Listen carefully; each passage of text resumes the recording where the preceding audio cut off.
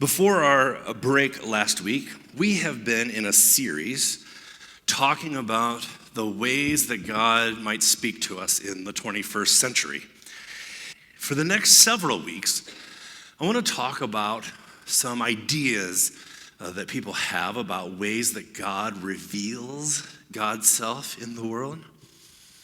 And I'm really enjoying this series. The feedback that I've been getting from you is really helpful. Some people have said that, they've never quite heard something like this preached in a Methodist church before. And so that's very engaging and it has them thinking in different ways.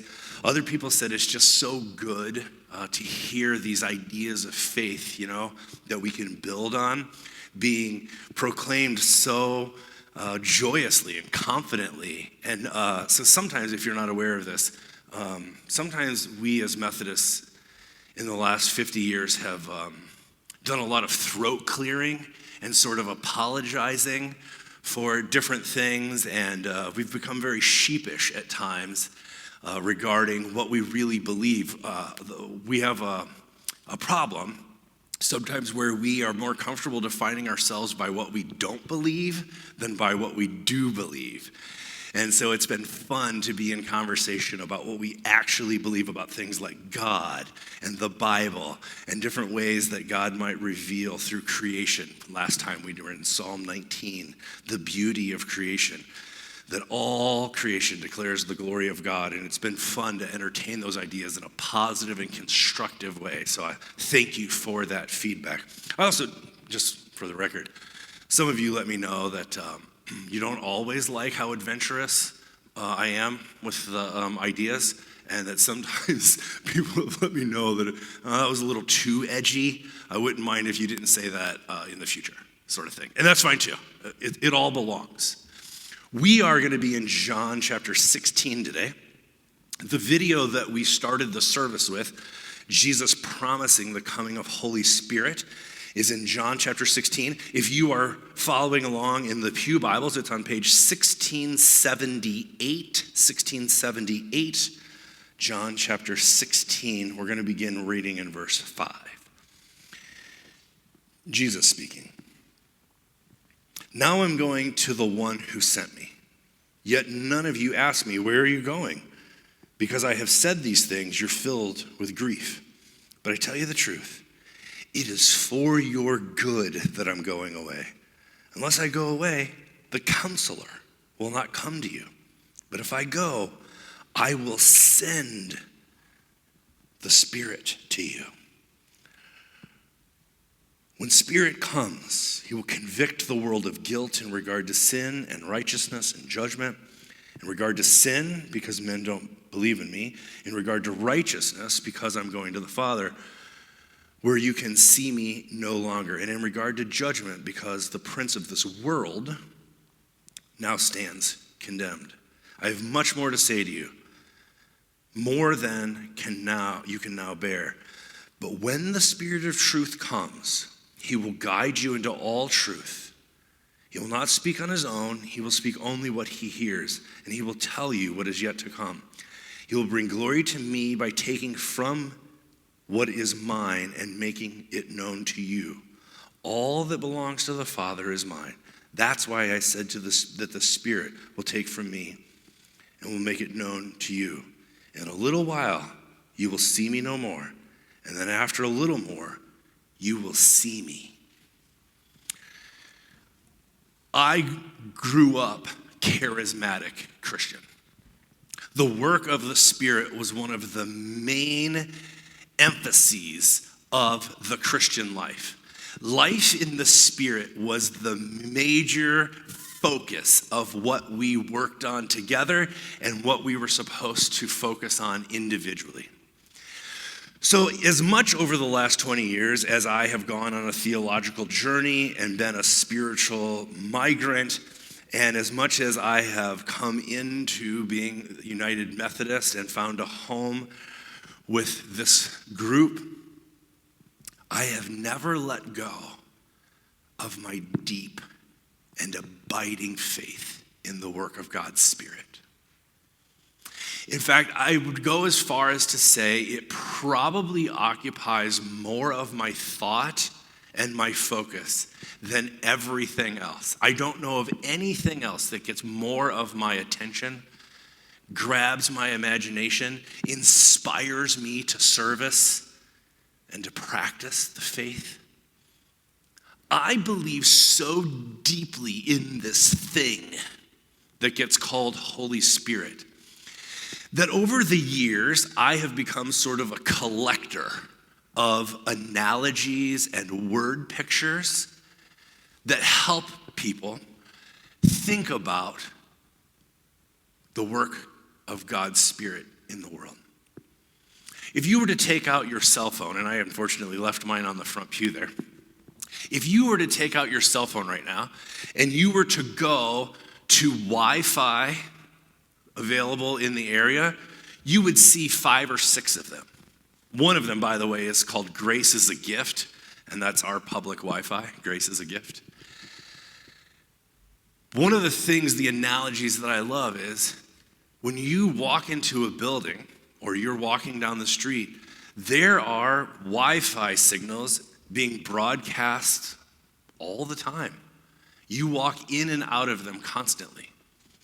But it's only when you are looking to connect that you find the signal that you're looking for and you click on it, and sometimes it requires a password, and then you log in so that you can download the bandwidth or whatever that you need. You can look up the information, you can get directions.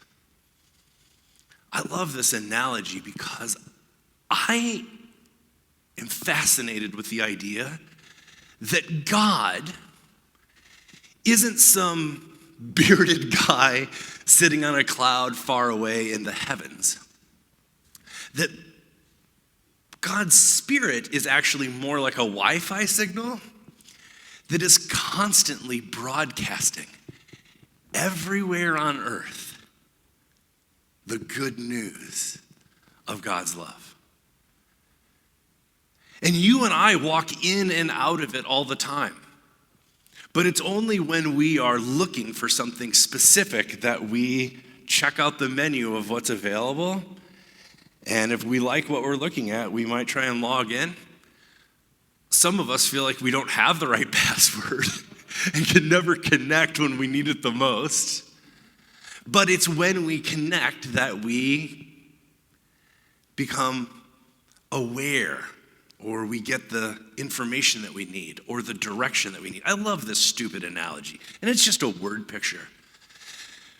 But the reason that it resonates with me is because it is centered on the idea that God is broadcasting all the time. Now, whether you and I tune in, that's a different conversation. But the frequency is faithful. God is broadcasting all the time. Directions, information, guidance, affirmation, forgiveness. And that broadcast is what gets called, that frequency, if you will, is what gets called Holy Spirit. I am fascinated with church history, all of the different ways people have tried to explain the work of Spirit. You know, you have pictures from Celtic spirituality of, say, when they're talking about the Trinity, they'll talk about the three-leaf clover, right? Not a great analogy, but a lot of people take to it. I like, however, in Celtic spirituality, the idea of Holy Spirit is called the wild goose. I love this idea that the Holy Spirit is untamed and unpredictable, and the idea of the wild goose as a picture of God's presence and work in the world. I just think it's a fascinating thing. If you like something like that, you can look it up. It is a fun study. Different people have used different word pictures and analogies of the work of God's Spirit. I actually found this group that in history that I think is really fascinating that actually doesn't believe in a Trinity, the Father, Son, and Holy Spirit. And we're going to sing the doxology at the end of this service, which has the Trinity formulation in it. But they actually think that there's just the Father and Son, and that Holy Spirit is the love between them, or the relationship between them. If you want to say the energy, or the communication, or the connection. So they're not Trinitarians, they're called Binitarians. They only have a bi, Father and Son, and Spirit is that which connects the two of them. Now, I don't believe this, and I don't think most Christians would buy into that. But it's by listening to alternative voices that it got my imagination going about the way that Spirit connects all of us. I'm not so much worried about the words of the Trinity or the picture of whether we have how we diagram it. The idea that God's Spirit is that which connects us to each other and all living things is fascinating to me. If you take time to read the Bible, you will see that Holy Spirit gets called several different things. In fact, this is one of my favorite things is that you can say God's Spirit. You can say the Spirit of Christ. You can say the Holy Spirit with a definite article on it. I just use Holy Spirit generically. I prefer Holy Spirit. You can use Sophia. The Greek word for spirit is wisdom, Sophia. It's personified. You can use a mother hen, as the Psalms do. And in all of those ways, God's Spirit, the Spirit of Christ, the Holy Spirit, the divine Spirit, Sophia, mother hen, the wild goose, in all of them, you will never begin to exhaust the truth that God's life, if you want to call it God's life force or God's Spirit, is at work in the world. And there's no way to diagram it or examine it under a microscope. You can't see it in a telescope. You can't chart it. It's not a math equation that you can solve. It is the very life of God being broadcast into the world. I love this word broadcast because as a fisherman, I cast and I reel. And you know the famous joke, it's why they call it fishing, not catching, right? That's the casting. You don't necessarily catch that many fish, you just do a lot of fishing. The casting is the art, right? But broadcasting would be like if you had a net that covered a wide area, that's when you throw the broadcast. Not a single lure, but a broadcast. And that's the same word picture that Jesus used when he was talking about how God is at work in the world. And he used the analogy of the sower of seed. And if you read that parable, that sower, we talked about this, is a terrible farmer because he broadcasts the seed so recklessly, so carelessly, that some of it falls on the path and some of it falls in the thorns and some of it falls on the dry ground, right? It's not the precise spreaders that we have in our modern agriculture. He was broadcasting. And that for us is a picture Jesus wanted us to have of God's work in the world. It's not just that God is casting a lure to you, Doug, and trying to catch you out of this. It's a broadcast. God releases God's love into the world broadly. And those who find it attractive are caught up in it. It's a good word picture. But it also is the broadcast of the sower from the parable, just recklessly and carelessly, irresponsibly, just throwing grace around like there's no end of the supply. Not even concerned that it's not going to bear the fruit of the good soil that's been prepared. but that the birds of the air pick it off of the path, and right? God broadcasts. And then we come back to our Wi-Fi analogy. That's the signal. It's not a targeted signal so that God says only to Leon, hey, Leon, here's the truth. That I have plans for you, that I like you, I want to use you in other people's lives, right? And that's true. God does want to use Leon in other people's lives. But it's not a specific, targeted message all the time. It's a broadcast that God is just announcing by God's Spirit that God is at work in the world and that you're a part of it. Every one of you is a part of it. Helen, even you are a part of it. It's a broad cast. But here's the thing. It's being broadcast everywhere all the time.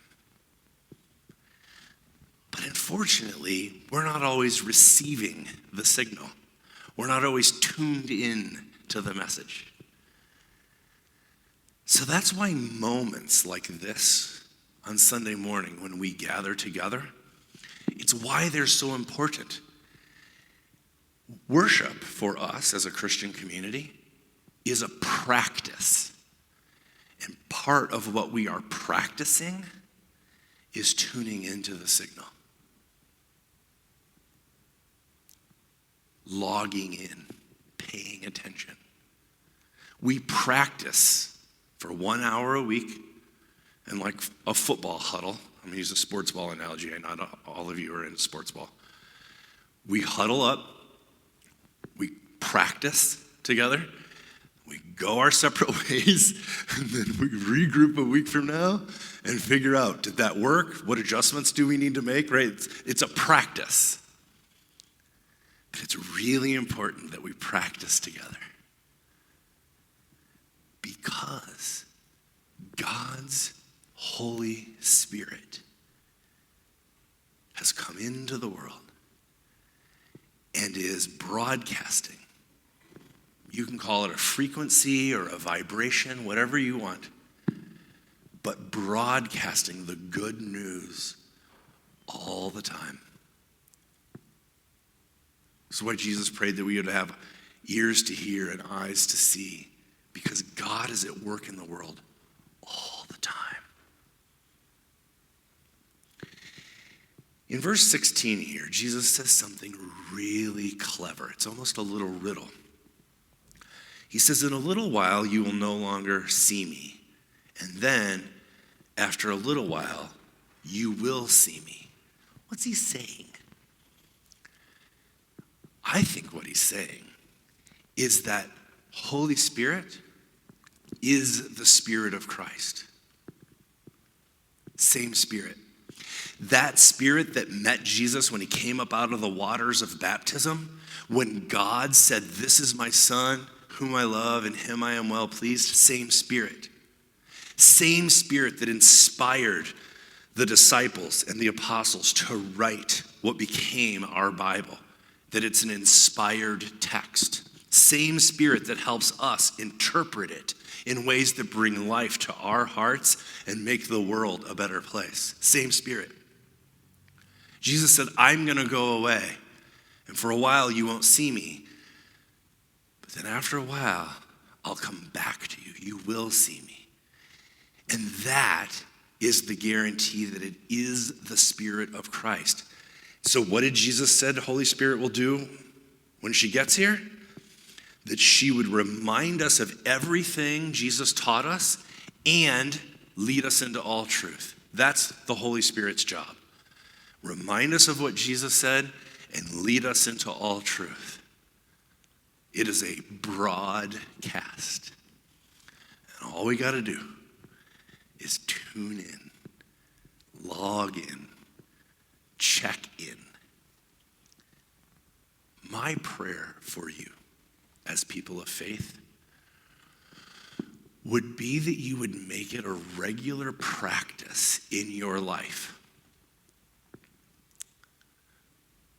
to open, I'm going to use this dumb analogy, the app of your heart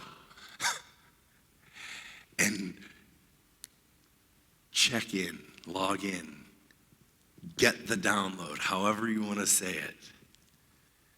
Now, there's 100 ways to do this, but let me give you two that are really popular, both throughout history and around the world. One is that the first thing you do in a morning maybe is get a glass of water and maybe drink it quietly, allowing your spirit to wake up to the day before you look at your phone, before you turn on the news to see what's going on in the election, before you check the weather, you let your spirit wake up. Maybe process your dreams, maybe get ready for the day. Maybe there's somebody on your heart and you lift up a little prayer for them. But what it does is it sets your trajectory for the day that says, I'm going to be in the Spirit today. That my spiritual life is as important as any other part of my life. That this life in the Spirit begins by just tuning in or aligning to the frequency or vibrating at the right, I don't know. But it's just a pause in the moment, in the morning, to say that this part of my life, my connection to God and to others, is as important as anything else. What I wear, what bumper stickers I put on my car, how much I make, how many likes I get. This thing I want to be attuned to. So that's one practice. The other practice is this really old one that says, before I eat, so 3 times a day, I'm going to pause and give thanks. We call it a grace. I'm going to say grace. And I know that it's a really old practice and that some people have overdone it. If you've ever been at a restaurant where somebody won't eat until they pray and then they make a big production out of it, it can be uncomfortable for you and the table next to you. That's not what I'm talking about. I'm talking about just any time there's food on the table that you're going to take into your body, you acknowledge it's a grace. And by doing this 3 times a day, what I have found in my practice is that 3 times a day, if I check in, my whole day is different. Because there are things that come to me in that moment of grace that remind me, oh yeah, I haven't seen that person in a while. Maybe I should follow up with them. Or, yeah, I didn't like my tone when I said that. I probably need to apologize to that person. Right? Or whatever it is. But there's a moment where I log in for a moment of grace. And usually in that moment, I'll get a download or a reminder or my imagination will be inspired or something. But it's a good practice. And if you used to pray before you eat and you've let that go, you might want to circle back to it and give it a try again and see if it makes a difference. I say all of this to say this one last thing. One of the ways that God speaks to us in the 21st century is by God's Spirit. So I beseech you, sisters and brothers, prioritize finding the broadcast. Whatever that looks like for you, whether it's reading something inspirational in the morning, listening to a song, maybe singing a song, a moment of grace before you eat, whatever, letting your spirit wake up, whatever it looks like. If God is broadcasting good news into the world. To me, it seems worth tuning into. Once a day, a couple times a day. But to make sure that your spirit life, your life in the Spirit, your life in God, however you want to talk about it, the Christ life, that it gets priority in all the other stuff that's going to cram into your life, whether you like it or not. But this one you get to choose, to have a practice of grace, a practice of tuning in. Because by God's Spirit, there is information and guidance and confidence. There is forgiveness of shame and grief available all the time, everywhere, when we tune in.